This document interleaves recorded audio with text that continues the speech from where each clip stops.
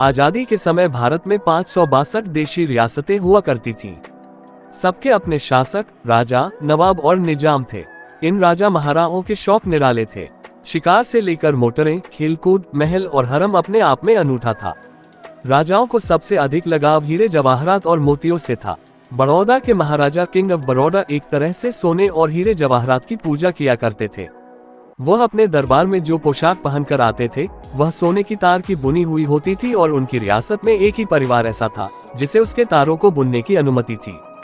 इतिहासकार डोमिनिक लापियर और Larry Collins अपनी किताब फ्रीडम एट मिडनाइट में लिखते हैं कि जो परिवार महाराजा बड़ौदा की पोशाक तैयार करता था उस परिवार के हर आदमी के नाखून इतने लंबे बढ़ा दिए जाते थे कि उनमें कंघियों जैसे दांते काटे जा सके। फिर नाखून की इन्हीं कंघियों से वे सोने के तार का ताना बाना बिल्कुल सीधा रखकर गठा हुआ कपड़ा बुनते थे।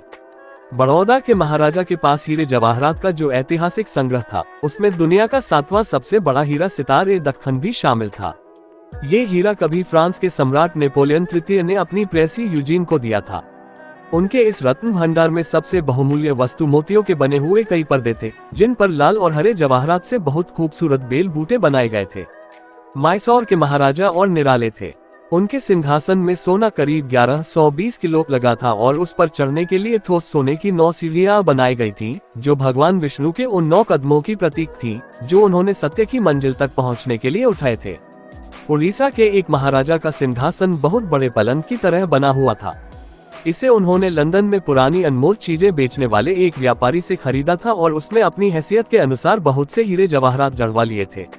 इसकी सबसे बड़ी विशेषता ये थी कि महारानी विक्टोरिया ने ठीक ऐसे ही पलंग पर अपनी सुहागरात मनाई थी। नवाब रामपुर का सिंहासन भी बेहद खास था। ये सिंहासन एक ऐसे हॉल में रखा था जो गिरजाघर के बराबर था। जिस चबूतरे पर वह रखा हुआ था उसके दूधिया संगमरमर के खंभे नंगी औरतों की शक्ल के तराशे गए थे।